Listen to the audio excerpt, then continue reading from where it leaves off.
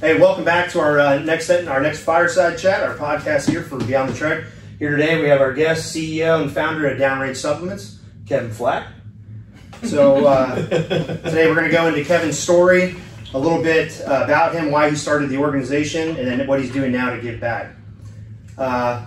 Awesome. Thanks for being here. Yeah, thanks for having me, brother. I always love spending a little bit of time with you, too. Yeah. It's always interesting. Yeah, we're here at Fort Liberty, North Carolina. He's out here doing an event, right, supporting the combatives tournament for all the young bubbas that are out here. Yep, 18th Airborne Corps Combatives Invitational, baby, and they're tearing it up. Dude, I've seen some of the videos coming across, man. I'm like, God, I'm old now. Yeah. When my younger me would be like, yeah, let's go. Old me is like, no, that hurts my face. No, absolutely, man. I think the first day they had a guy bust his ankle, so it's been interesting to say the least. But they put on a great event to this point, and tomorrow's the finale. The Octagon's up. Who's leading? 101st, man. They're crushing it right now. Yeah. They crank it out every year, man. Yeah. Like, I don't know what they're doing up there in Fort Campbell, but they got something in the water. It's good, man. Heck yeah. Well, here, I'm going to give a little bit of background here on Kevin. So he's an Iraq and Afghanistan Combat veteran. He currently lives up in Iowa. He was born in Lancaster, California, and grew up in Whidbey Island in Washington. He served in the Army, 10th Mountain Division, which is up in New York, in both Iraq and Afghanistan. He served from 2006 to 2012. He was an infantry fire team leader and squad leader. His son, Wyatt, was born in Iowa. He left the military and moved to the Quad Cities to fulfill his responsibilities as a parent. Once he got to the Quad Cities, he immediately enrolled in college, where he took on the role of being a president of his local Student Veterans Association, where he pursued a liberal arts and psychology degree. He attended a military and family leadership institute put on by other student veterans at Purdue University.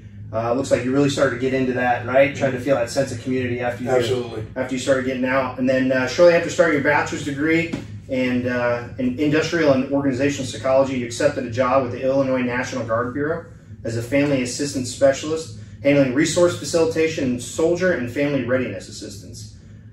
Shortly after taking the job, your combat PTSD and your TBI issues started coming out and showing. Absolutely. It became bad enough that you admitted yourself to the St. Cloud VA Veterans Military Clinic for 3 months of inpatient PTSD and TBI treatment. During that time, your diagnosis and tactical training were used as a reasoning, right, for custody of your child.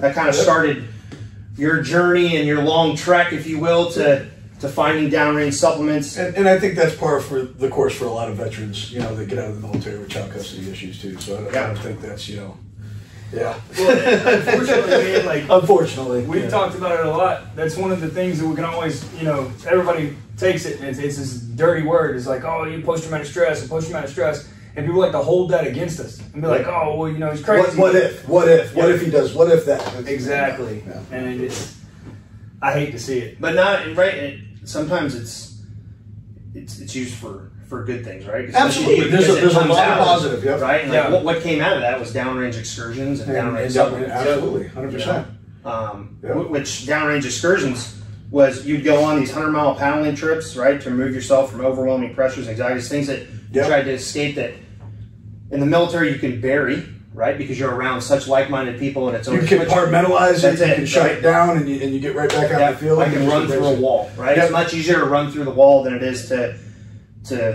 deal with all those other issues. But you use that, right, to start bringing law enforcement, combat veterans, and other people into a fold, which is what was born of downrange supplements, and you've coined the phrase, the brand of the troops. Absolutely. And downrange excursions was 100% the catalyst that led, which we no longer have anymore.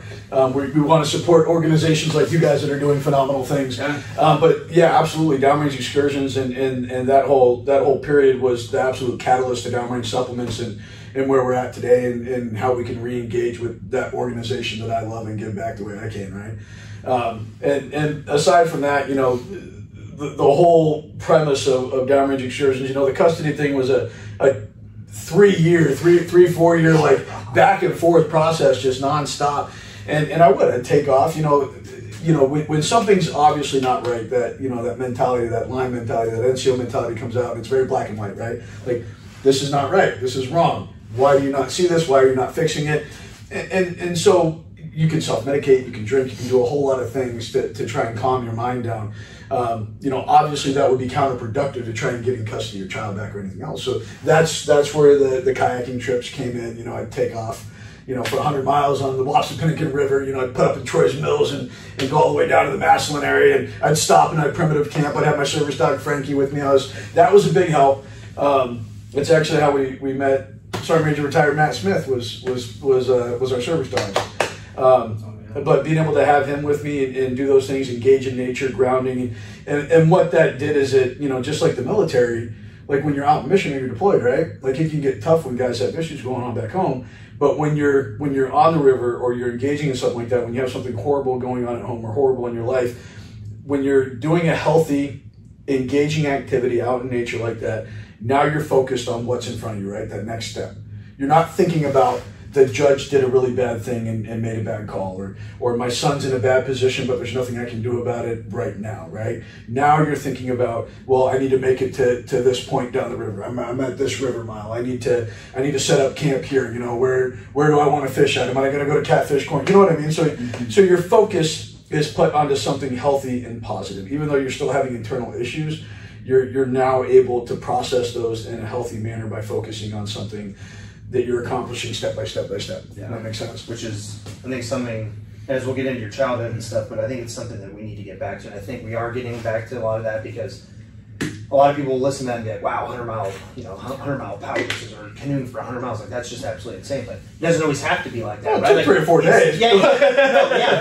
But far too often, instead of getting out, you know, and spending time outside or doing something that's going to free your mind, instantaneously people reach for that phone and they're trying to find solace or find things in this. Yep. When they realize when their phone goes down, they're still inside these walls and they're still able to think instead of just getting out time, disconnecting. Because right now, arguably, right, we're the most connected, but we're the most connected through phones, but we're the most disconnected that we've ever been, because, right, we don't need to be. A lot of people don't need to be with each other. I can just send you texts. I can call you. Yeah, I can FaceTime you. There's no personal interaction, man. You know, all that, you know, when you remove all that external stimulus, you know, the cell phones, the social media, traffic lights, even the most basic things, and take your shoes off, it's a game changer. It gives you mental clarity. It releases natural endorphins. You know, not to sound like a hippie or anything, but, you know, you take your feet off and it's grounding. It's a real thing. There's electrons that move through the earth and everything else, and it calms and centers your body. Yeah. And it's a real thing. And I'll tell you what, it works a whole lot better than drinking. I tried both. Yeah, we figured that the fuck out. Dude, I agree with you 100%, man. And we do this, so Chad knows my brothers. They're nuts, dude. They're crazy. My brother's 6 years clean, and so he got clean on July 1st. Every year on July 1st, we get together and we celebrate. And it's just like we go camping, or, you know, we go get a B&B, but it's like we throw the phones to the side, we cook, we hang out. This year, I bounced my brother across the top of the lake and split his head from one side to the other. That was pretty fun. And then I had to stitch his face up. But, like, that's just something to us, it's like getting away from everything. Yeah. Just a hard reset, like throwing your phones down and just walking away from life for a second. Absolutely. Couldn't agree more. Yeah. So what was it like growing up as a kid, like in Washington? Oh, man. You know, Washington's absolutely beautiful. Whidbey Island, where I grew up at, you know, clamming, crabbing, you know, there's ocean kayaking. We had the adventure ed class when I was in middle school, which was kind of cool stuff, you know, especially being a father now and having separation from that. You realize the things that you had as a child that a lot of people don't get the chance to exploit, that you take for granted as a kid, you know what I mean? And when you search out risky behavior as a child.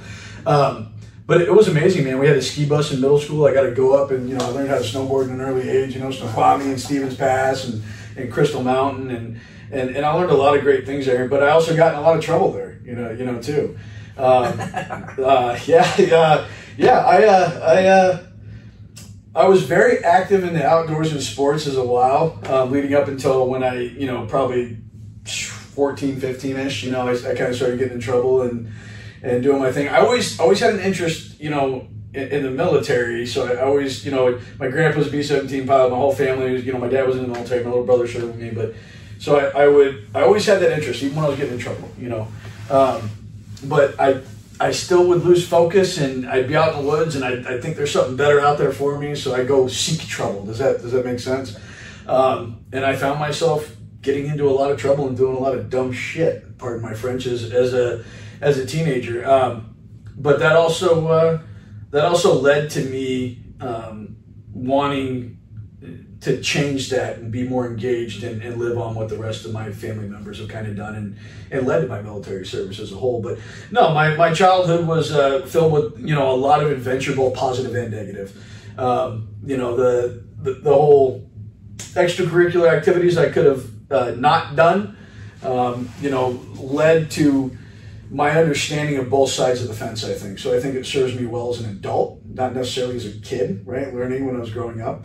But it serves me well then. So my dad was just got him a lot. You know, he was always working. He was very engaged with Boeing. He's a very smart individual, and you know that was his focus. So you know, my brother and I would kind of be left to our own devices. You know, out in the woods. You know, we lived out in East Harbor Road, in the middle of nowhere, and you know, when you got a couple of teenagers who, and sports kept us busy for a while until you get to those teenage years, you know, 14, 15. You find all kinds of things, women, you know, booze, you know, pot, whatever the case may be, and you start kind of getting into some trouble. And, you know, fortunately enough, I was able to reel that into my later years. So when did you join the military in 2006? Yep. So, right, we looked at 2001, obviously September 11th happened. Started going into Afghanistan. 2003, the invasion of Iraq. So 2006, right? What was, for us, a lot of people don't know, or people forget, right? 06 to 08 was that surge going into Iraq. Like Afghanistan wasn't even a thought. Really, in perspective, right? So you came in a year before I did. You were already in. But like, what was that like coming in 2006? I mean, because I remember 2007, right? It was still hot and heavy. It was. You know, I had a lot of fun with you know, OSIT infantry training and getting up to 10th Mountain. I had some really good leaders in my original battalion, DECO 187. Those guys were phenomenal. We were deployed to Fort McHenry. Was that your first deployment? Yeah, that was my first deployment. So that would have been right outside of Ouija was our AO. So we had like patrol base Millet, JCC Ouija, and we kind of rotated out there with the other companies. It was interesting, man. It was frustrating. I think the deployment was just because, and I'm sure you guys are familiar with a lot of this, and a lot of people will tell you, but like, especially like Ouija, you know, there was, you know, other companies, there was firefights and stuff here and there, but the majority of what we were just blowing up all the time by IEDs. Yeah. So IED after IED after IED. You came in 2006. When did that deployment happen? A year after that. So your first deployment was 07 Iraq. Yeah. Okay, so right in the middle of the surge, right when all that was. Yeah, 07, 08-ish. Okay. Yeah, but yeah, I'm pretty sure 07 to 08. I think that was when we were at McHenry. So it was right after. It was probably. Oh man, I mean, again, you're talking years. Did you do a train up, or were you one of those that like? It was basic training, OSIT, you know, infantry school to my unit, and then we just did pre-deployment training at the unit until we deployed. So it was like, you know, 6-7 months, just real quick. Yeah, it was a pretty quick. Team squad, platoon line fire, take your block, leave out the door. Yep, and gone, and then just okay, yep. Now you're boom, boom, boom. You're just getting blown up all the time, which was really frustrating because when you're, you know, you want to be that high speed cool guy, you know, kicking the door, infantry, you know, utilize your training and everything else, and when you're, you know, especially we were with a heavy weapons company, which was Delta Company. So I mean, the way we were all operating was pretty much the same out there in terms of, you know, Force Pro platoon, Mission platoon, QRF platoon, you know, how everyone rotated. Yeah, just rotating. Once in a while you get different little missions, but for the most part, man, like how we did that deployment was just, I mean, I think, you know, my truck got hit, you know, probably 8-10 times, you know, during that deployment by little IEDs or other bullshit. Our lead truck, you know, Staff Sergeant Parsons and those guys, they got jacked up quite a bit, and it was just IED after IED, or IRLs, or you know what I mean. And we'd be sitting at JCC Ouija, and you're sitting in there burning poop, you know, in the little quarter cut drums, and you'd just be getting pop shots here and there, you know, from guys running around from roofs. So we'd have, like, our guard station was, we'd just have a dude sitting in the crow. You know, the crow systems, the old school 1151s, and they had the crows on top. Yep. So you'd sit there, you know, with the infrared, or the pop shot over here. And, I mean, so it was a little frustrating. Does that make sense? Because you don't have, like, anything you can really directly engage with or take your anger out on, especially if they, you know, like when we lost one of our guys, and how do you? Was that from an IED? Yeah. That was a catastrophic. So, you know, I don't want to get too much into it, but basically we did a joint mission with another platoon, and you know, it was a total setup, you know, and we came in and they wired up some, I believe it was a pressure wire in a culvert, and we were coming out, and you have the groves and the waddies on each side, and I was the truck right behind Delta 2-1, and just all of a sudden, you know, it's never like it is in the movies too, it's just like that real yeah. And then all of a sudden, you know, a 50 cal just lands right in front of our truck, you know, that popped off the turret. But I mean, took off the whole front, you know, killed the driver and jacked up the gunner Haywood pretty good, and he's got metal pins and everything. But again, it's, you know, and they skirted off. You know, it's frustrating. You know what I mean? So that was a different experience. It wasn't really what I thought being an infantryman was going to be. Does that make sense? No, 100. Yeah. Was it kinetic? Anything other than that? Did you have points that were kinetic? I mean, we would go do missions and clear villages, and you know, we did like this in response to that, because another platoon, the Camacho, got paralyzed on that one too. It was actually a joint attack that they had coordinated on us with IEDs. And we did like this Operation Dagger Harvest, which was fun. You know, we got the whole company in a Chinook, and we went out there and sat down in the middle of a field with all the bubblegum mud like caking on your boots as we walked out, and we secured a village and separated all the mams. So we did a lot of stuff like that, but it wasn't, when we did that, there was nobody like fighting. Like there were, you know what I'm saying? It was just, they would try and get catastrophic IED kills on us where they could here and there, and we would try and respond, and our ability to respond was, you know, minimal in terms of what we were able to do, because it was frustrating. That's one of the things that we talked about before too. Is like there was days that I was just like, can we please just get in a firefight? Mm-hmm. Please don't blow me up. Yeah, for God's sakes. Which said a lot of people, right, sounds crazy, and it's because, I mean, I'm going to ask this question because I'm going to assume, but you get so frustrated by that especially when you're watching a truck in front of you get hit, right, and people get hurt. It's like, why don't you just come out and fight? Like, just let it out. Because it's almost, right? Like, you ever have that feeling where it's just completely built up and you're like, dude, I just want to let this loose. But look, when that starts happening and you look across a formation and you look at just the anger that starts to build, and then survivor's guilt because you don't get a chance. Not that retribution should be a thing, but no, you got nothing to do there but think. Yeah, how do you respond? You're wanting to protect the guy to your right and your left. Those are your brothers and sisters. You know what I mean? And then all of a sudden that happens, and now you can't even utilize the tools and methods and means that you've been given and taught to retaliate and to give it back to him. You know, it's frustrating. One guy that I actually absolutely loved working with, and he was a hothead Puerto Rican dude, but amazing, was Sergeant Ernesto Lopez.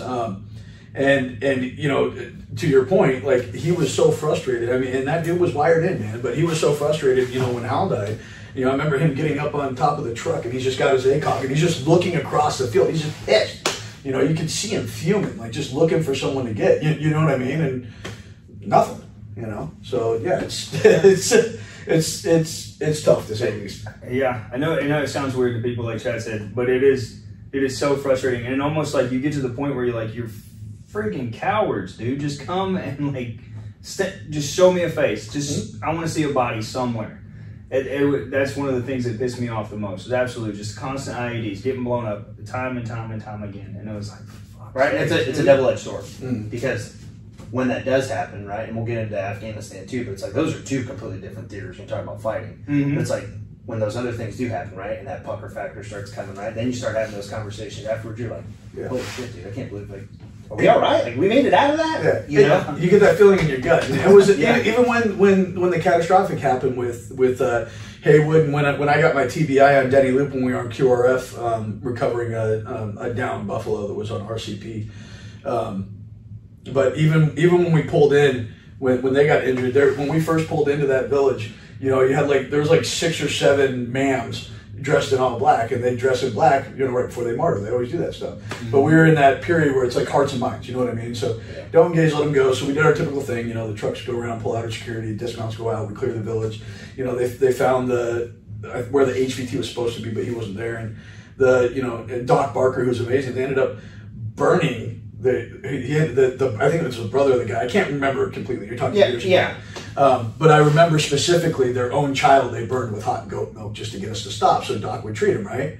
So it gave the other guys time to set up. Doc was trying to get them to let her come back to the patrol base with us, because the little kid had like really, really bad burns and needed serious treatment. And the parents were freaking out. No. So everyone knew something was up, right? So eventually, after him going back and forth with them, you know, everyone loads back up, you know, does their check, you know, radio checks, up, blah, blah, blah. And you just get that feeling, you know, all of a sudden we lined up, we start heading out that, because there's only one route in and out right there. Like, it was a total setup. And you get that feeling that you're talking about, like that pucker. Like, and you're driving in the truck, and when you've already been, you know, at that point, we'd already been blown up quite a few times. Nothing like catastrophic, but blown up. You're riding the highs and lows of that. Yeah, right? It's horrible. And that's where the PTSD and the mood swings and stuff come in. Your parasympathetic, we don't need to get all crazy, but yeah, that's absolutely what comes. And I just remember, you know, and I'm sure the other guys too, I was driving for Lieutenant Van Buren that day, and I'm just sitting there, I'm just trying to think, like, how do I keep my body in a ball or as tight as possible? Because the only thing I'm thinking about is everything coming up around me. Yeah. Like, that's seriously the only thing in my head. And sure as shit, man, you know, right down the road, and even Haywood was calling out 3Ds. They could see the guys moving in between the read line and stuff. Mm-hmm. But again, we're in that hearts and minds thing, so they're like, you know, nope, don't make contact, don't make contact, don't make contact. Boom, that happened, you know, and the whole reason you think about that stuff, you know, Hal, God bless him, he just like I used to sometimes, you know, I'd drive with my arm up on the ASIP, you know what I mean, on the Fox on the mount right here, and we'd have the mics up here, you know, on the 550 cord. I mean, yeah, and it's just, you think about that, I mean, it was an ugly scene, but, you know, that's, you know, that's why that pucker feeling, and you're just, how do I keep all get this as small as possible? Yeah, get as small as possible. Yeah, so it was a frustrating deployment. So you were there. To say the least. How long was that deployment? Well, we got extended one time. So I think we were pushing close to 18 months. Oh yeah, this is about. Dude, that was right when they stopped doing. So our original orders were 12 months. Yeah. But that was right when they stopped doing stop loss. They stopped that. And they started doing that extra $1,000 a month every month or whatever. You know what I mean? Yeah. You were deployed over your orders. So that was the deployment. Those 18-month deployments, dude. Those were stupid. And my appendix popped on my way home when I was at Warrior in Kirkuk. We had a guy that happened. Literally, I'm supposed to fly home, and my appendix popped. So then I get stuck there for another 2 weeks. In Kirkuk. Yep, in Kirkuk. Road Warrior wasn't bad. Dude, I hated that place. Those Air Force guys had it nice, bro. Bro, I wanted to kill everybody on that base. Shut up! So you get back from that. How long are you home for before you guys head back out again? Oh man, I was a mess when I got home from that one. Yeah. So I'm just trying to like put this in a timeline and conceptualize it. Between getting home and going back out the door again, was it about a year? Yeah, probably less. Okay. Probably less. So then, right, so we had less than a year. Uh-huh. You're going to truncate all your training in that. But we're going to back up from there before you even get into training. You get home. And how's everything going from there? Right? And I say that like that so you can put it in perspective for people of like, I get off the plane, I got less than a year before I go back. I got all this training that's laid out in front of me. You know what I mean? Mm-hmm. I do a little bit of reintegration, and then I'm left to my own for leave. Yeah. Right? And the thing is most of the time when we do that, when we come home, we already know when the next time we're going out the door.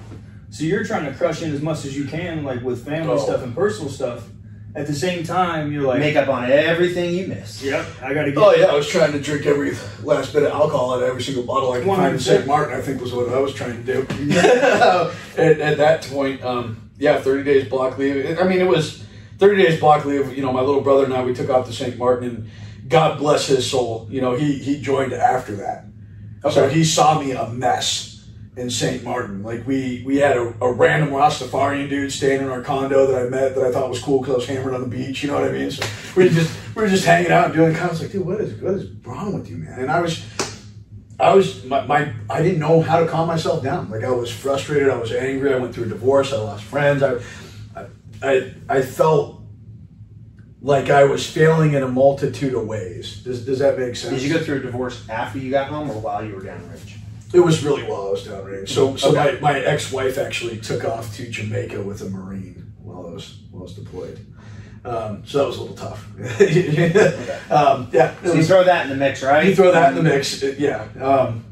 And it was even worse. And then I was in this whole mindset too, where I wanted to get into a unit with less stringent ROEs. So I went to selection, and I was drinking all the way up to that. I didn't prepare, like, I just wasn't there. You know what I mean? Like it put me through a loop, man. I had a lot of good things lined up for me, and I allowed that experience and that frustration and that internalization to just come out in all the wrong ways, and back then it was horrible, but that also gave me the experience to understand and learn what I can do to be a better person, and also give those skill sets and understanding to somebody else, right, who's going through the same thing, so they don't, pardon my French, but fuck up as bad as I did. Yeah. Does that make sense? Mm-hmm. Yeah.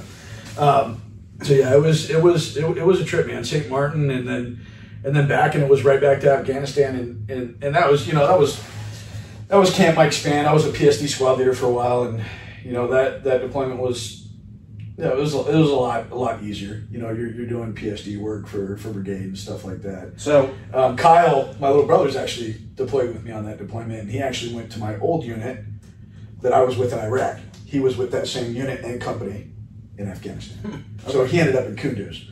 Oh shit! Were you drinking and everything, and just, for lack of a better term, self-destructing all the way up until you went back out the door? 100%, 100%, dude. 100%. So how did you get the PSD gig? The PSD gig is because I didn't want to do what my command wanted me to do at my original unit. Does that make sense? Yeah, yeah. So I wanted to go to selection. I wanted to go to Ranger Battalion. Mm-hmm. I wanted to do something different I wanted to get out of the big army. Yeah. And I wanted to go back downrange with less stringent ROEs, and I wanted to get payback. That was my mindset. Yeah. Does that make sense? Yeah, yeah. But mentally, I was not there. I wasn't prepared. I wasn't ready. I didn't stop drinking. I was frustrated. I was young and dumb, dude. And young, dumb, and was dealing with a lot of shit from my Iraq deployment. Just I think the conglomerate of that. You know what I mean? Yeah. And it all came out that way. So I ended up. That was kind of their way of punishing me, was putting me in charge of a squad with PSD, right? Which is sends you up to which is pretty typical. I think. Yeah, and when you look at it, especially for guys that are line dogs, right? Like, I use that term, like, you want to stay on the line, you want to stay. Mm-hmm. Anything that pulls you away from that, PSD, punishment. Going to headquarters to be the commander's driver. You're like, yep, dude, that is voodoo. Yeah, like 100%. You know what I mean? Like, yeah. Immediately, like, why do you hate me? Yeah, what did I do? But you know what? As you get older, right, and you look back at that, you're like, man, that really isn't as bad as I thought it was. But when you're young, you're like, dude, these are my boys. Yeah, and it kills your ego too. Oh, 100%. When you're young, you're super ego driven when you're young. Oh, absolutely. It took me a long time. And it's because everything's a competition. Everything, right? Yep. Oh yeah. Who's PT better, right? Who can shoot better? Who can outdrink who? Yep. Who can outdrink who and then come in and then still PT better? Yep. And especially when you're in a combat arms driven organization, right? It's 100%. Your job is to go out and the combat arms as a whole is to close with and destroy. Yeah. So it's like, that is my whole purpose. That's my purpose in life. Mm-hmm. So if I can get really jacked up and still do it, and you can't, you're just weak. Yep. I'm a bigger man than you are. I'm a tougher man than you are. Yeah. So now I'm just going to beat you into submission until you rise to where I'm at. Yeah. And if you don't, see ya. Yep. Right? Yeah, you're gone. That's the thing, man. It's like we joke about it now, but like like Chad said, there was those times, right, when when I was in E4 and E5, and like just a team leader, one of the guys would come out, and I'd be sitting outside of the barracks like smashing beers, and he's like, "Hey man, we have a PT test tomorrow." I was like, "I'll drink this 12-pack, and then I'll still score a 300 and beat your ass on that PT test." I won a lot more 12-packs by doing that, because I could just throw up and keep going. Like, can't do that now, dude. Dude.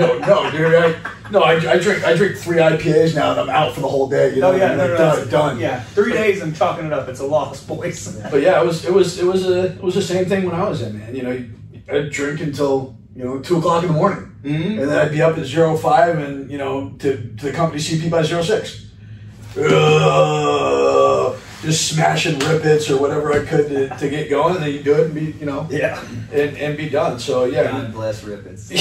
I brought a whole case I brought 2 cases of Tigers out to the best squad competition. Yeah, for Sergeant Major Sutton and those guys. Yeah, so we found them. We found them. My business partner and I, we were at one of the shops off Post on Liberty here, and we see these cases of original Tigers, dude. There's no way. Yeah, I mean they're $45 a bag, but I mean it's worth it, dude. I was like, yep, let's get it, man. And I remember that filled my heart with joy, bringing because none of the actual best squad competitors knew what it was. You know, they're a lot younger. But when I brought it out, you know, like Sergeant Major Sutton or Sergeant Major Terrell, those guys, oh, you know what I mean? They knew exactly where it was, and then it brings you back. So you know what's crazy talking about that? Just little things like that. Iraq and the Middle East and certain parts of that were like the vein of my existence of being able to be a normal person, like adult, you know, like have a normal relationship or have a normal societal, you know, being, you know, in our country. But those little things bring you so much peace and joy, you know, after service, whether it's Tigers or Rippets or those little bits of joy that you can remember from that just allows you to become elated, you know, now as you're older and you look back on it. The worst times of your life, but the best times of your life. Yeah, 100%, man. So there's certain things, man, like those, like wild tigers. I saw them on Amazon one day, and I was just like, you know, and they're horrible for you, horrible, terrible, dude. Rocket fuel. And the thing was like, if nobody knows what a wild tiger is, it's an energy drink with caffeine and nicotine in it. And we used to drink these things like they were going out of style. Like we would pound these things to the point of where like we were pissing blood. It was like, all right, we gotta switch to Rippets for a couple days now. Yeah, I'm pretty sure. I think those are from Iran. I think it's an Iranian energy drink, but they're insane, man. Like rocket fuel. Yeah. That the other thing I used to look back on all the time was especially when I was at Fob McHenry, the Rippets. We loved it, but there was like highs and lows just with Rippets, like little things that you look forward to, right? And sometimes if like command came from like Warrior or something, and they were doing the dog and pony show through your fob or whatever, you know, whatever brigade sergeant major, whoever else, all this, when you would wake up the next day or whatever else, and you realize it's nothing but sugar-free Rippets you have access to from the little chow hall that was, you know, right across Fob McHenry. It's because the command took all the sugar-based Rippets, all the good ones, and you know damn well them Sergeant Major Chuck, you know he took them. Oh yeah, but yeah, little things. Like, you know, you look at that, and it's so like kind of petty and stupid, but at the same time, I remember those little tiny things. You know what I mean? From being. And you know what though, being those guys that are out on those outstations, if you will, and stuff, like if Sergeant Major or somebody was to come by and hand one of those, dude, instant morale booster. Oh, 100%. Yeah, and you know he's out there just. Here's for the boys. And you're ready to take down a country by yourself. There was those days, man, where like you would go out and you'd be out at the fob or you go out on mission and you would have like one can of dip left, and that freaking dip, dude, was the one thing that kept you going, right? Because I stopped smoking because I had to get out of the truck for that, and I was like, no, I'm putting a dip in. And so, like, you would put a dip in it, and it was just, like, I don't know, man. Like, everything felt like it was better for just a small amount of time when you threw that dip in. Dude, I went to Fob Spiker one time, and I think I told you this. I walked into that PX. Yeah, okay. Dude, I walked into that PX, and the dude on the fat piece of, probably a good soldier, I'm sorry, that son of a bitch grabbed a last can of Copenhagen. And she was like, I'm sorry, I'm out. I'm like, what do you mean you're out? Give me something else. Give me Skull, give me Red Seal, something. Did you get the American Copenhagen, though, or was it the Bizarre Copenhagen? Yeah, I don't even know what it was. It was in the PX. Yeah. Oh, okay, so you got the good Copenhagen. So I was like trying. Or you didn't get it. This guy walks out, and she was like, he's the last. I was like, dude, I followed this kid outside and was threatening his life. I was like, I'll give you $100 for that log right now. And he's like, oh, man, I need it. And I was like, you don't need it? You piece of crap, you got a chow hall. Like, dude, I was losing my mind to the point where they're like, all right, come on, let's go, Kenny. We got to go, buddy. I was just like, no, this is bullshit. Like, dude, losing it, man. But those little things, right? Like what you said. Yeah, 100%, man. All those little things just, you look back on and it's the highs and lows, but things that you can take away from it where it gives you a different level of understanding and appreciation for brotherhood and camaraderie and appreciation for life in general. You know what I mean? You know, a lot of alpha males or Americans or patriots or individuals that want to serve their country, you know, you want to be the tough guy, you want to be the American, you want to be over there, you know what I mean? You want to be doing all the good stuff. that puts you're serving your country, right? You know, you're kind of mentally putting yourself, you feel like that's your responsibility you need to do, and you feel it fills you. But at the same time, you know, there's good and bad that you pull from both of that, of being deployed and military lifestyle in general. You know, I don't think, and I'm going to start, because I've met a lot of guys who've served 20 plus years who haven't deployed too, that have some serious issues with reintegration. Yeah. And that's just coming from, it's a completely different culture and society and lifestyle and rationality and logic in general than the civilian world. And that can be tough for anybody, you know? Yeah, so that brings up a really good point there too. So as you were going through reintegrating, if you will, you mean getting dumped out and hitting every freaking tree on the way down because I made poor decisions at the end of my career? So but yes, how different, lack thereof, how different kinetically was Afghanistan for you, right? So you come back for a year, boom, you're reintegrating, if you will, for a year, which you're just trembling through. Yep. You go back out the door again for, was this one a year? Yeah, Afghanistan was just a year. I mean, like I said, I mean, that was when I got in trouble too, but Afghanistan was just a PSD thing, you know what I mean? So it was mostly Camp Span, and we'd go to different spots. And to be honest with you, my Afghanistan deployment, you know, my original guys that I was with 187, you know, I wanted to leave and do better, bigger things. You know, my drinking and poor decisions led to a different thing. And then my little brother ended up, you know, with them, those original guys that I was with in Iraq. He ended up with Afghanistan. So they were kinetic. They actually, you know, they got into quite a bit of stuff over there, and a lot of my buddies that I was in Iraq with came back with even more issues. You know what I mean, from that Afghanistan deployment. Did that bother you not being? Yeah, absolutely, absolutely. It bothered the shit out of me. I tried to make the best, but I think that also, you know, I think there's so many different ways. You know, I'm not saying I made some poor decisions. You get what I mean, and I dealt with things the wrong way. And I made my own bed and I laid it in. And I made the best out of it. Also, you know, it forced me to do other things. And I wouldn't have any of this or what I'm doing now unless those experiences and those things didn't happen. So I still give credit to the experience itself. 100%. You know what I mean?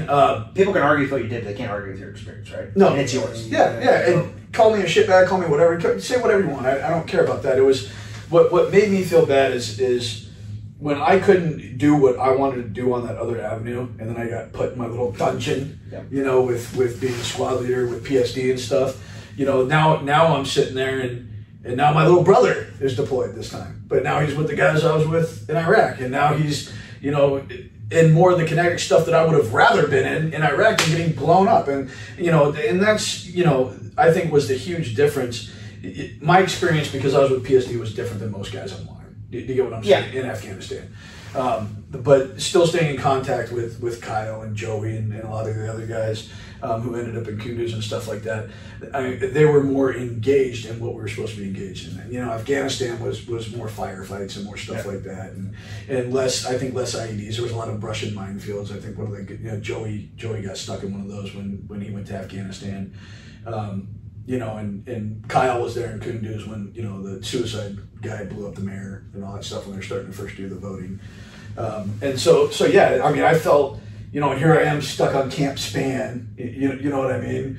You know, and there were some great group guys that were there training AA and stuff, and there were still some good people there, and but it was disheartening. You know what I mean? It's like, did that still build? Did that add to? It made it worse. Okay. It made me, because I was still young, and I'm going through a divorce, and I just got back from the BS in Iraq, and, you know, I made some other poor decisions post Iraq before I got put in my little PSD dungeon, and so yeah, it was frustrating. I think, you know, that's why being out now and working with the guys like I do now, like Seac Troxel and you know Colton, you know, Master Sergeant Colton Smith and those guys, you know, they have given me, if I would have had senior leadership, I think more along the lines of mentality like those individuals, I think things would have been a lot different. Now, I'm not saying what I do. I made some poor decisions, and I had to bear the consequences for those poor decisions, 100%. But if I had leadership that was more engaging and like, hey, come here, you fucked up, sit down, let me talk to you. Here's what we're gonna do. Instead of where it all went wrong is because I butted heads in my old infantry time with 187 and I'm not naming names, but with a sergeant major who wasn't too worried about his troops. He was worried about his guys going to BNOC, and he was worried about his jacket. Does that make sense? I want you going here. I want you doing this. I want you doing that. Oh, you don't want to be in my battalion anymore, Sergeant Flack? Okay. Now I just made an enemy. You get what I mean? And it had nothing to do with me thinking I was better than anybody at that point. Again, I was making poor decisions with training, not taken away from that. Yeah. But what I feel is if especially the age I was at and the experience level at the young age I was at, I was in my early 20s, dude. You know what I mean? You packed a whole lot of life in between 2 years of overseas train ups, right? Like, you pack a whole lot into that, and a lot of people are like, wow, I mean, does that really affect you a lot? And you're like, yeah, you're still in your early 20s, you're still developing. Yeah. You know? Yeah. And these guys, man, you know, I used to, when I was a kid, you know, my grandpa, I never met him. He was a B-17 pilot in World War II. Flew the Piccadilly Lily 1 and 2. Flew multiple missions, crash landed. I mean, it always gave me an interest in the military. I watched World War II in color when I was a kid all the time and stuff like that. I was obsessed with it. And so I always wanted to be a part of and love the military and everything else. But I don't think I had what's the word I'm looking for? The guidance, the proper guidance and mentorship when I was going through those issues to keep you on that path. To keep me on that path that I needed at the time. It was more, no, you fucked up. Over here, bye. You're not doing what I want. Goodbye. You know what I mean? So then, when you're a kid in your early 20s that's developing, who just went through that stuff too, now, you know, and I'm already, you know, a very type A person. So now I'm mad. Now I'm angry. Now you've lost me. You know, when I'm younger, when I look back on it, in my mind, as a young 20-something-year-old, okay, fuck me, fuck you. Like that was, you know what I mean? That's where your thought process goes. So instead of helping keep me on the course or finding out proper ways to mitigate the issues and get back on track and do things right and become a better soldier, or do whatever I needed to do to get back in line, it was me refocusing on just being angry and bitter and upset. And you know what I mean? And you don't want me here? Fine, I don't want to be here. You know what I mean? You completely reverse it. Yeah. And that's not to say, you know, don't get me wrong. I mean, I was a dick, dude. You know, I was not easy to get along with, and I was a punk, man. You know, and I love my brothers and my sisters, and but I think things would have been a lot different if I had different mentorship at that time. Is my point. You know what I mean? Yeah. I think if things were broached differently, and I think things would have been different. But I don't want them to be different. No, because I wouldn't be here. At the moment, you do. Yeah, 100%. At the moment, you do. Yeah. Right? You ended up here, and you doing this now, like, and meeting us, of course, is probably the best thing that's ever happened in your life. You guys are pretty awesome. But Chad and I actually had this conversation, right? Because in the Army, and a lot of people don't know this, and I hope, you know, we're reaching people outside of the military. But a lot of people don't know this. In the Army, as soon as you become an NCO, as soon as you're an officer, people start calling you a leader. And it's the thing is, it's always pissed me off. It's like, you're not a leader just because you went to a school. Nope. You're not a leader because you're an officer, you're an NCO.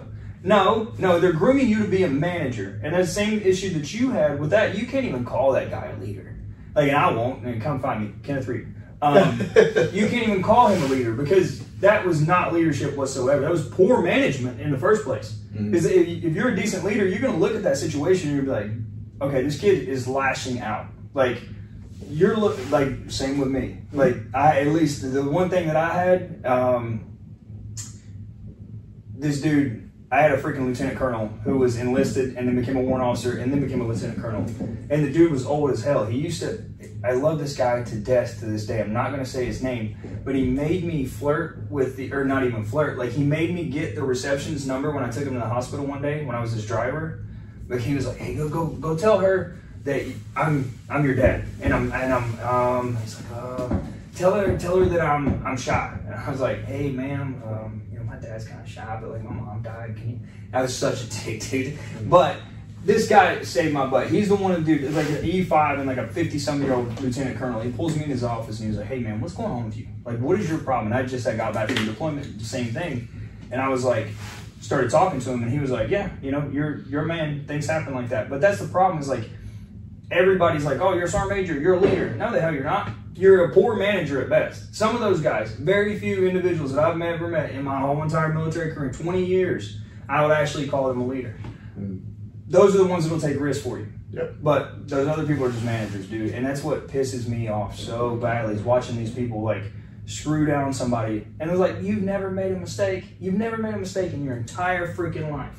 And you're going to take, you can take a room full of people at the 18th Airborne Corps, I'm sorry, but like all these stars and birds and whatever. And it's like, raise your hand if you've never made a mistake. And don't lie about it. And they just didn't get caught. Yeah, like, that's the whole thing about it, man. And like, I love the military. I mean, for God's sakes, I spent almost 21 years in it. But the thing is like, you have to own up to your mistakes and realize that other people are going to make mistakes if you're ever going to be a leader. 100%. Yep, I don't disagree. And I had, you know, and I think that's one of the things I lashed out about and had issues with too, is because when I was on that line level, like when I was with DECO 2nd Platoon and with 187 and that original leadership that I had during my Iraq deployment, those guys were phenomenal, man. Mm-hmm. You know, great leadership. You know, they were great. It wasn't until I butted heads with that one person at that certain level where it negates anything any of those people can do. Anyway, it wouldn't matter. And I'm sure I was pissing them off too at that point anyway, because I was trying to leave the company. You know what I mean? But you know, it's there's a look at where I'm at right now. I'm at Fort Liberty right now, man. I still love this organization. This organization made me who I am in terms of being a man, understanding, right? My ability to continue to move forward, eat shit and say thank you and find a way to make it positive. Right? You know what I mean? Because you don't have a choice. Right. Embrace the suck, right? You don't have a choice. So are you going to allow it to destroy you, or are you going to allow it to lift you up? I almost allowed it to destroy me to a certain extent, right? But I turned that more into something positive. So there's good and bad no matter where you go. It doesn't matter if it's the Army. It doesn't matter if it's the police force. It doesn't matter if it's the medical field. Yeah. It doesn't matter if it's a corporation like Johnson & Johnson or some Fortune 500 company. You're going to have good and bad leadership and good and bad people. And, you know, one of the things I think that really helped me cope and process and be okay with where I'm at and re-engaging is the understanding of that fact. You can't change that. It doesn't make me any better, any worse. It doesn't make them any better, any worse. It's just life. And it's how you react to things, right? It's how you react to people. It's how you react to situations. That's why, and I'm still learning, dude, every day. I'm putting out fires. I'm frustrated. I'm angry all the time. I've got... we see it. Yeah. You know, but I, you know, I'm fortunate enough at this point in my life with what I'm doing, you know, with downrange supplements that I've got a great team and I've got great mentors. And 100%, you know, we're at where we're at doing things because of my belief and my drive and my love and my non-stop moving forward, just going 110 miles an hour. Just I have PTSD and racing thoughts, so the only way I can do is engage, right? Yeah. And stay active to not self-medicate. But the reason I can continue to do that is because I have good people surrounding me now. I have that good mentorship now.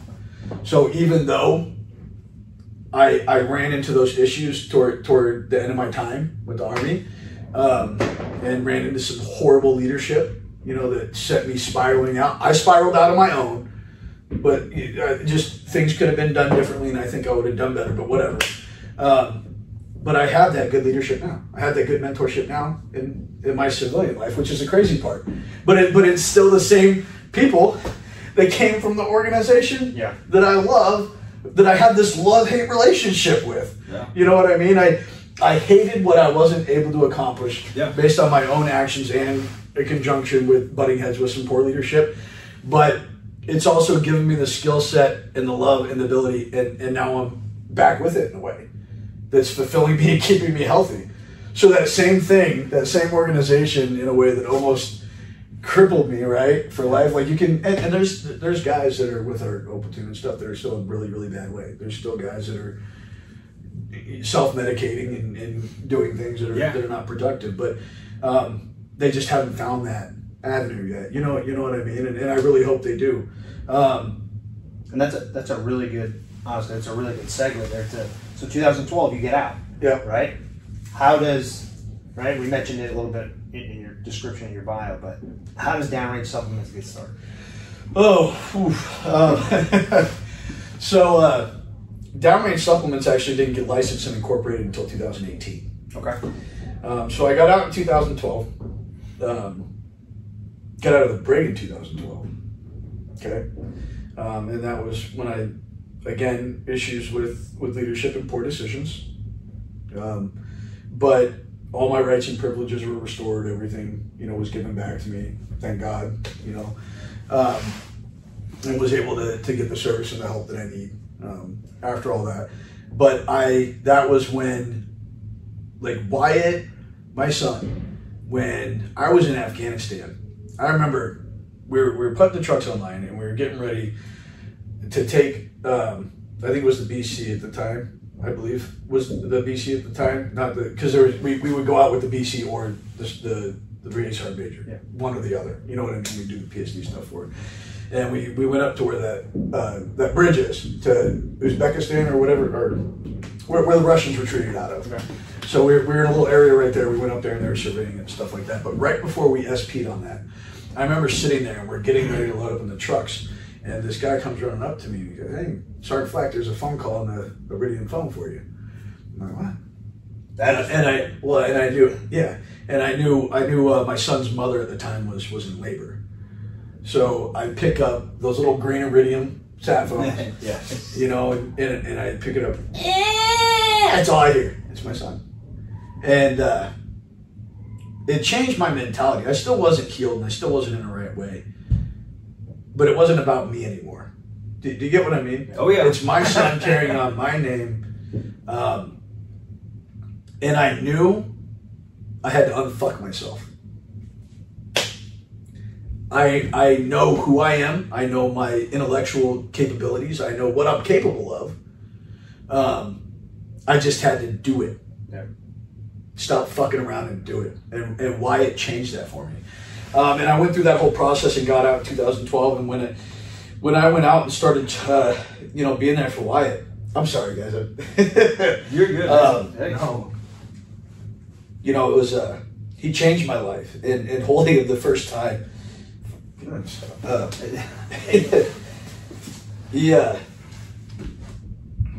didn't want to be anything but a dad at that point. And I wanted to be there for him. And I wanted to be a representation for him of somebody that can be proud. Give me a minute. Hey, we'll take a break. Yeah, sorry.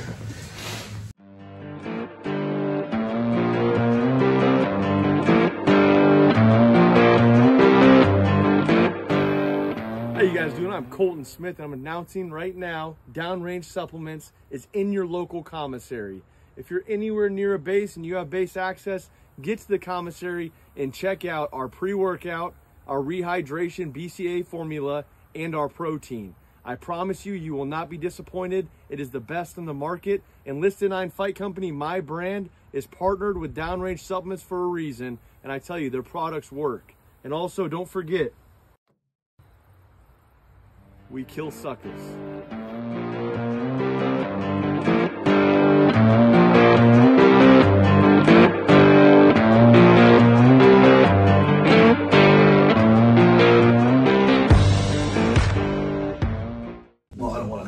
Shit coming All right, we're back. Yep. So anyway, Wyatt being born and completely changed my mentality. So I started trying to really focus on that and being a better example for him and setting the standard for him, because I knew I was going to be that person in his life that was going to set that standard, set that example, and it was my responsibility to do so as well. So I got home, and just like, any young soldier, any, the story's countless for individuals that have been in the military, his mother and I were never together, you know what I mean? It was kind of an out of wedlock type thing, and so the child custody stuff started going on, and while that stuff's going on, I'm dealing with PTSD and TBI and everything else. But I was doing really good for a long time. That's when I was doing the SVA stuff and really engaging with college. And I had Wyatt all the time. He was with me all the time. And ended up getting 50-50 custody of him after a while. And then that's when I started when I became a family assistance specialist, I wanted to get back with the organization I loved, right? So when I was going to school, that's why I went to school for the psychology stuff. Did a work study with this phenomenal guy, James Stout. He's still kind of a mentor in different ways to me now. He was the Iowa family assistance specialist. He was an old tanker, and a licensed social worker too. But I started engaging all that stuff. I started doing the resource facilitation for the Illinois side, and went from Sergeant Flack and still spun up, but not Sergeant Flack anymore. Now Mr. Flack with a button up and a BlackBerry. And it was hard. No, it was hard because I still had that mentality where I'd have somebody come into my office and it'd be like, okay, well, here's what I need help with, this financial issue or this thing, today. Okay, here's what we're going to do to take care of it. Here's what you're going to do to make sure it doesn't happen again. And then that same person will be in my office, the next month with the same problem. So it was frustrating. And I was in an office, in a cubicle. And so I wasn't eating healthy. I started drinking a lot.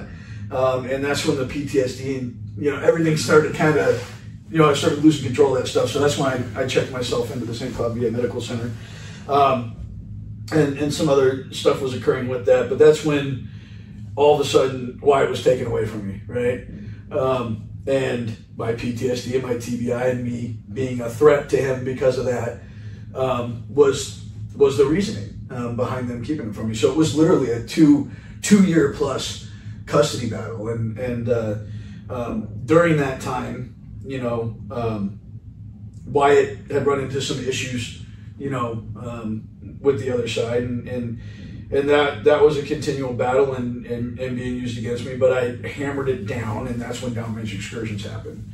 For the first year of that custody thing, I was just taking off over and over and over, onto the rivers, doing all that stuff, different spots, whether it was Iowa Falls or the Bobsapinnakin or whatever river, different spot I could find. I'd go look up the Iowa DNR water trail maps, and I would literally, I'd go back. It's kind of ridiculous now that I think about it, because I'd go back to my infantry mindset. I'm like, maps. I love maps. I love protractors. Let's print it out. I'm going to acetate it. I'm going to draw a line. I'm going to start shooting azimuths and figure out where I'm going to stop. I was getting into it, and so that even though I was dealing with so much with the child custody stuff. Getting back, I had to get myself back on a routine. So it was back up in the morning, going to the gym, releasing endorphins. So I got myself on a workout routine.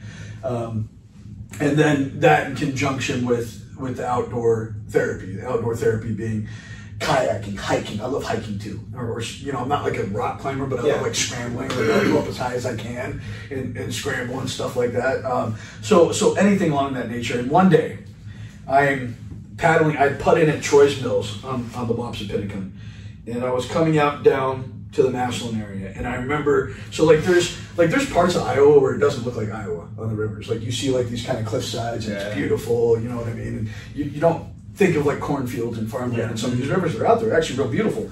And so everything was pretty calm for the majority of the trip because I had natural windbreaks going down. But when you get down to the Massillon area, it opens up back into the farm field. So there's no windbreak, right? So I'm 4 days into this paddle. This is the end of the paddle. I come around the corner, coming into the Massillon area. No more windbreak. And it was just super windy that day. Super windy. And it was just white capping. And I had Frankie, my service dog. I used to go to the Rock Island Arsenal. I'd go to the MWR. This guy, Bob, was phenomenal. He would take out, I'd get a two-person kayak, right? And he'd take out the front seat for Frankie for me. That's awesome. Yeah, so Frankie, Captain Frankie on the front end. And then I'd pack down the back. I'd have a gallon of water. I'd have this thing of dog food. I had my bag back there, my fishing pole. And a lot of times I would stand up in it because it's one of those big, huge two-person kayaks. So I can stand like this and spread my legs and just to get a break, And I'm coming around the corner and there's no more windbreak. And so it's just windy and it's white capping. And I'm and I'm getting frustrated. I'm sunburned. This is the summertime. And it gets hot out there and humid in the summer. sunburnt, you know, I got my scraggly, you know, Skyrish beard, you know, out to here, and I'm just, and then the weirdest thing happened, you know, I'm going through all the court stuff with Wyatt. My military career didn't go the way I wanted it to. I felt like a failure. I was trying to be a dad, like everything. Like you know what I mean? I'm just, you know, Frankie's like looking kind of back at me like, dude, what is going on with you? Because I was getting angry. And all of a sudden, this really weird sense of calm came over me. It was actually really creepy, and it was almost like this is what I need to do. I need to be outside, and I wasn't even at that point when that calm came over me and that feeling came over me. I wasn't even thinking about getting other people to do it with me. No, it was just me, you know. And I was like, this is what I need to do. I need to be in the woods. You know what I mean? I need to be out here. Yeah.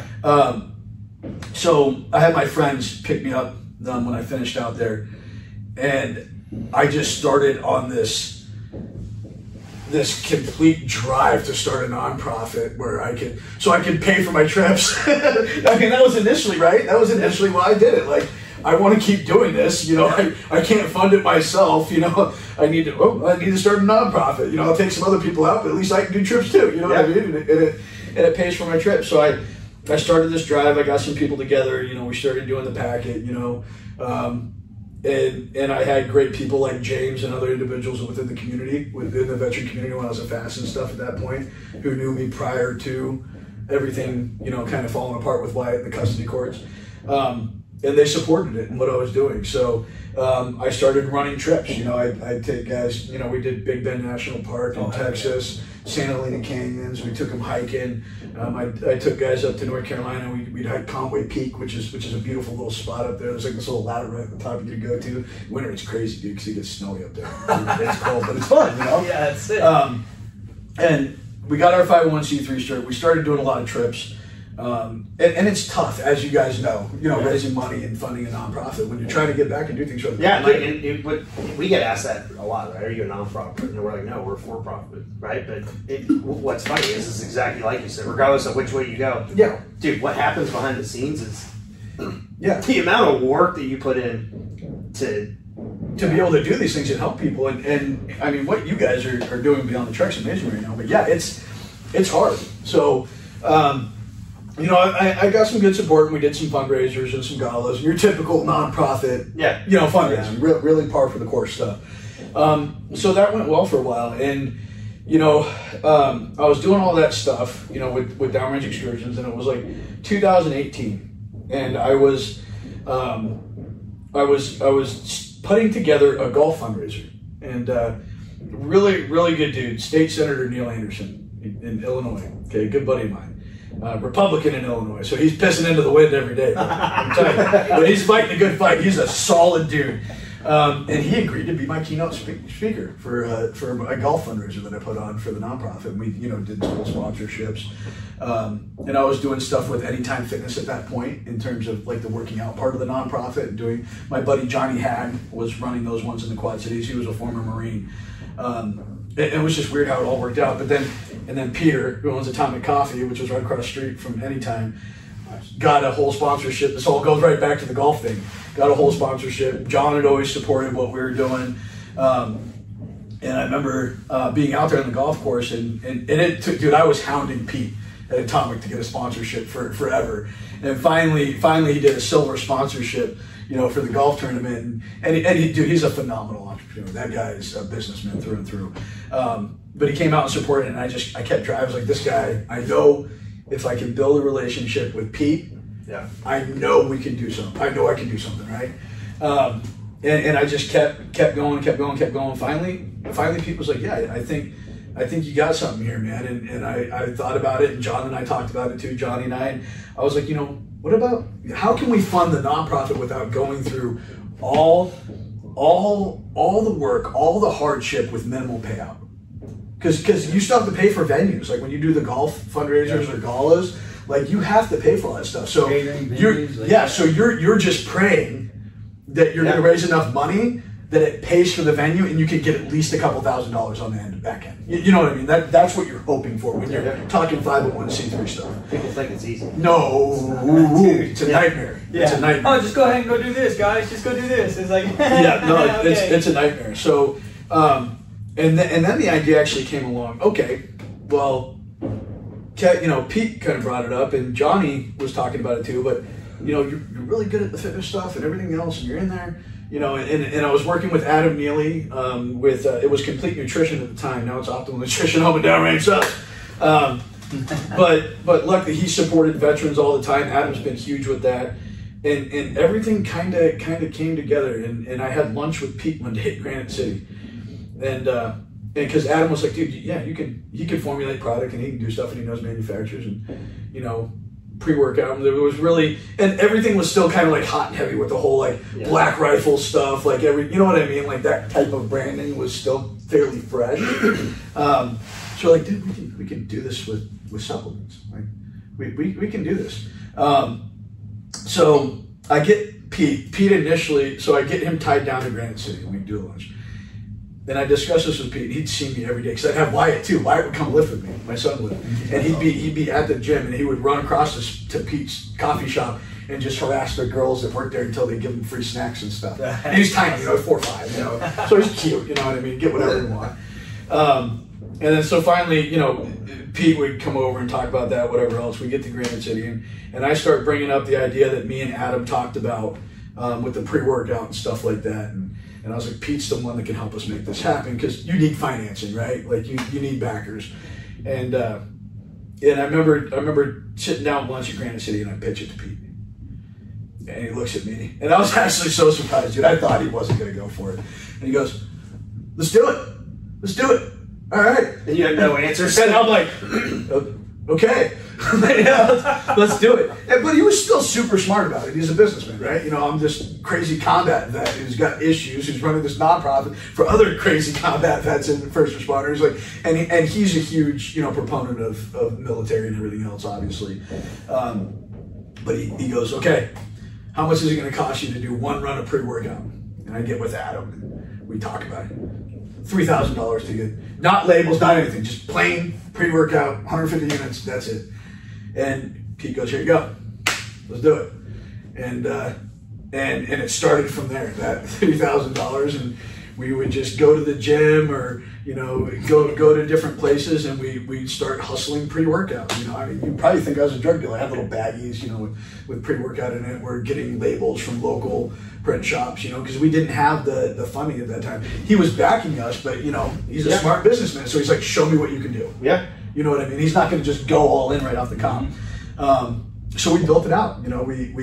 I started going to all the different gyms. I started setting up tables, and it was working. We were funding trips too, and it was actually made it really hard growing the supplement company the first couple of years because I was putting a lot of money back into going on trips with the guys, and we did a lot more trips. We do hikes up at Mines of Spain, whatever else, kayaking trips, and then I started realizing that I had a place doing that with the supplements. Does that make sense? I'm like, this can be way bigger than where we're at right now. This is working and it's going well and we're doing great things.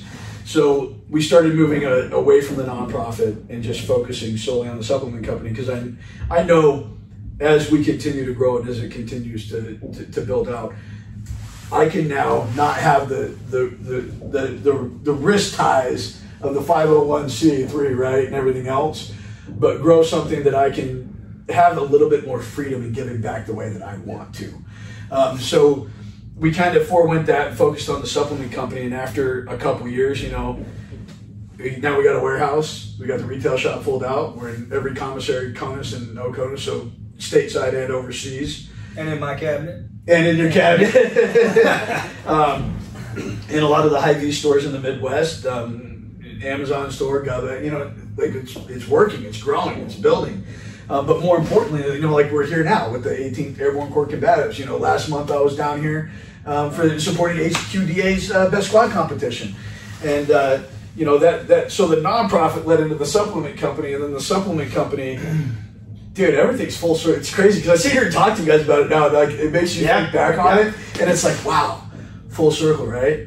And not to get religious, but, you know, I'm a believer. Okay, we'll put it that way. Yeah. But it brought it right back to where my heart belongs.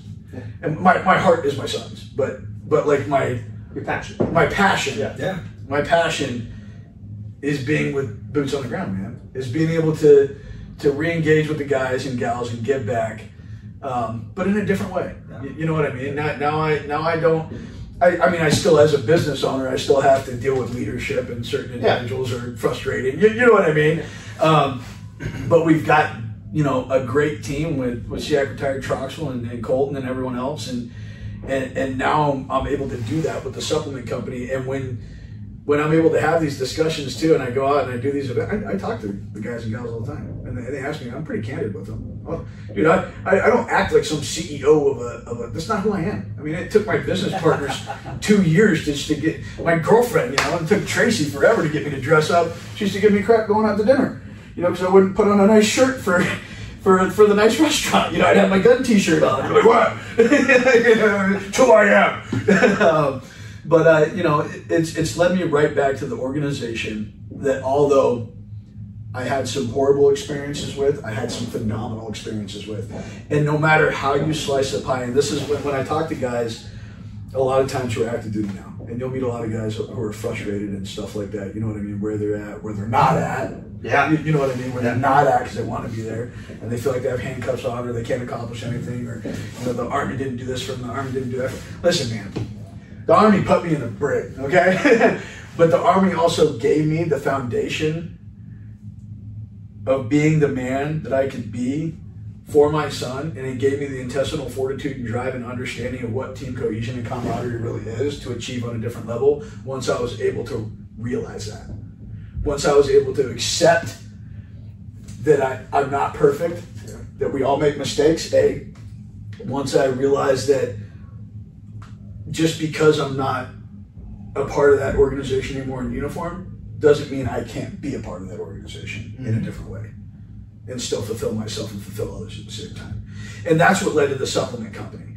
And the reason we did the whole brand of the troops things is because, you know, you guys know what it was like deployed. You know, bodybuilding.com, you know, we'd always get stuff ordered and stuff when you're deployed. Like, that was the go-to. But there was never, like, and there's a ton of veteran-owned supplement brands out there, but there's no, like, real brand of the troops. You know what I mean? On the ground. And this has been a tough way to grow this company because we went backwards. You know, a typical sports nutrition company, excuse me, you know, you start with like sales execs, you know, sports nutrition shops, so franchises, you know what I mean? The GNCs, the vitamin shops, you know, this franchise here, this local stores, yes, brick and mortar, you slowly build that up. But in my mind, my thought process, I'm like, well, but if we get it to everybody else first, now it's not the brand of the troops. You know, it needs to come from the troops. Yep. Because it's theirs. Yep. Start at the core. Start at the core, which is not easy, dude. Oh my Lord, with DoD, because they have SOPs, you know. They have standard operating procedures, and there's retail ACV they want and everything else. So you have to really drive it, and you have to use your network, and you have to be willing to accept no 500 times before you get one yes. But you can't stop because you got 500 no's. Yep. You can't stop because you get 600 no's, 700 no's, 800 no's. You can't stop because you get 1,000 no's. It's so funny you say that because, like, we're racking them up. People, like, people hear that, right? And like, you know, and you talk to some people who have never experienced that emotional roller coaster, and they're like, well, you can't stop at 500 no's. And I'm like, but do you even know what that feels like to get told 500 times no? Yeah. Like, do you know what that's like? The amount of freaking, you know what I mean? I don't have that many no's you yet. You know what it's like. But let me tell you, dude, it is not a good feeling. No. You're just like, is this ever going to happen? And especially when you know, like, your heart's in the right place and you're legitimately trying to do the right thing, and you're honestly providing a service that can, I mean, you know, DownRange Supplements is still a business and it's a company and you know, it's a brand and everything else. But it's what that brand represents and what that brand stands for, you know. And you know what? I'm proud of where I've come to this point from where I was. And if anything else, what I feel, I mean, look at who I'm working with now. Yeah. Seac retired Troxel. Yeah. Colton Smith. You know, support from guys like you. Like, I would have never had that. You know how long I struggled with that the first little bit. Especially when I started getting support from guys like that, I felt like I didn't deserve their support. I can. Yeah, 110%. Yeah, we got the same thing with us, man. Like, oh hell, even with you, like with us, you supporting us. It's sometimes we'll like. It's so funny, man. It's like Chad and I'll be in the car together, and he'll call you, and you answer the phone. You're like, "What's up?" And we're like, "Dude, why is this guy so fucking cool to us?" Because you guys are awesome people, man. And the only way, you know, even when, and that's one of the things that has been so confusing to me with the entrepreneurial world in a large part. You see a lot of these other bigger veteran-based companies. They start becoming gatekeepers, and there's enough food on the plate for everybody to eat. Number one. Number two, why are we fighting each other? Oh, dude. Yes. Why are we fighting each other when we can legitimately support each other? Because the way your brand is going to talk to somebody is going to be different than the way it talks to somebody else. Mm-hmm. So it might be better, you know, this company might be better suited for that person. You know, and I'm more than happy to push somebody to somebody else. I'll support them 110%. Because I'm also a huge believer in karma, right? Like, I'm giving out what I hope the universe, not people, right? Because if you rely or expect people to get back to you or to give what you're giving to them, you're stepping off on the wrong foot to start. You know, you're going to be sorely mistaken. You're going to be disappointed. You're going to be let down every time because people are human. It's just the way it is. But if you have a higher understanding and ability and maintain your character, your belief, and the things that you do, I call it staying the course, right? So when I stay, and again, I'm not trying to get back to religion, but I stay the course, and you stay that course, a hedge of protection will be put up around you, and everything will come full circle. Even if you hit 6 bad things on the way to go, and you're like, man, I did so much good for this person. I did so much good for that person. I gave up this much money in product for this event or that thing, and this didn't come to fruition like this person said, or that didn't come to fruition. You're relying on yourself and human beings. That's not your character. That's self-fulfilling. You know, and it's frustrating more so. The only time I get, you know, I feel like I'm going to let people down. That's where I get worked up with my company or anything else when you're putting in fires, you know, especially when you got support from the people I have support from. You know, it's like, oh, I ain't screwing this one up. You know what I mean? You know, I'm pushing 40 now. Like, nope, we're not. You know, we're not doing that. So it puts a whole different level of pressure, but it can be good pressure. Yeah. You know, that pressure can allow you to accomplish more things and find a brighter side of things. But again, like I said, full circle. So it'll all come full circle as long as you maintain and understand what your path is. And if you're giving back, good things will come back to you. Doesn't mean it's necessarily going to be the way you want it. Yeah. Doesn't necessarily mean it's going to be the person that you want it to come from, right? Or you feel you're owed. The world doesn't owe anyone shit. Yeah. World doesn't owe you shit, doesn't owe you shit, doesn't owe me shit. It doesn't matter if you're a Navy SEAL with 200 kills on your card, man. It doesn't matter. World doesn't owe you a workout video in a multi-million-dollar company. Yep. You know what I mean? And not to take away from those guys. That's not something you owes you a book contract, though. Get some hair gel. but it doesn't. It's what are you doing day to day? Where's your heart at? Yeah. God knows where your heart's at. You know where your heart's at. And I still falter. I still fail every day. Yeah. You know what? Internally, right? I still struggle every day. Yeah. But it's just like I was telling my girlfriend last night. Like, baby, I'm just putting one foot in front of the other. Yeah. Like, if things are happening, sometimes they're great. Sometimes it's great. Things are rocking exactly the way I want them to. But 3 hours later, it can be a completely different story. Yeah. And that's the bipolar roller coaster of entrepreneurialism. Dude. But at the same time, here's the killer about it, right? It's fulfilling in a certain way, dealing with PTSD and other things, because it's constant chaos. Yeah. And that constant chaos, as weird as it sounds, I'm comfortable in. It occupies your mind. Yeah. And it's one of the things that we talk about all the time. Chad's like, why? We and I know this is silly. We get on each other worse than everybody. And he's like, why are you doing that? You're doing too much. And I turn around and I'm like, Chad, why are you doing that's too much? Stop. But both of us do it because we're like, no, just keep our mind busy. And as long, and dude, and I'm telling you, man, I had a conversation with one of the guys the other day with the Commit Foundation. Awesome organization, by the way. I was telling the guy, he was like, why are you, what are you doing? And I'm like, dude, I'm checking off blocks. And he was like, what do you mean? I was like, I write down everything that I need to do. And as long as I can check one of those blocks off, like I'm in school, oh, I'm checking this block because it makes me feel good. It's just another thing off that, dude. And for some reason, it's like a whole mental reset for me as I'm just like, yes, you're crushing 50-meter targets. Yep. Just knocking them off. And you're like, all right, yep. Eventually, that big one will pop up and you can, you knock down a bunch more 50-meter targets until you can hit that one. But the thing is like, for us, and having to deal with that, and having to deal with like the anxiety and the depression and the PTSD and the racing mind all the time, you have to set yourself small goals to tackle so that way that you don't eat yourself alive. 100%. Yeah, I couldn't agree more. I think that brings in a really good point too, is when we talk about full circle. To a lot of people that hear these things, and like every episode we've done up to this point, right, has been an instructor series, right? It's talked about people's failures. It's talked about, man, I have faced this. I've faced suicide. I've faced depression, right? A lot of that is because it's not because of the military completely, right? It's because we didn't learn or weren't taught from a young age or whatever else how to deal with those things. Yep. Yeah. So you just kept going. You didn't have those people in place to be able to do that. And as you're coming up now, whether it's a supplement company, whether it's like what we're doing, right? It's to give that back and say, hey, it's okay. It's okay to have generational change. Yep. Because we want you to come out on this better than we did. Yep. Right? Absolutely. And when you come out better of it than we did, all those people around you are going to come out better. Yep. Right? And it's going to come. It's going to come around. Full circle, man. And that's that good karma, and that's those good things that you're projecting and putting forth, right? And again, that's getting rid of that victim mentality, and I think that's a lot of. That's a whole thing. Yeah. We can get into that too, man. But Next episode.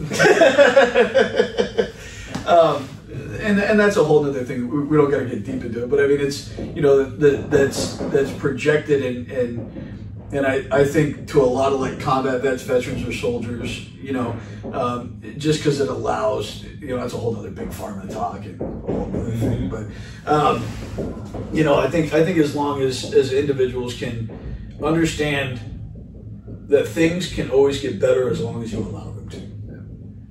Stop fighting yourself. You know who my biggest enemy was? Myself.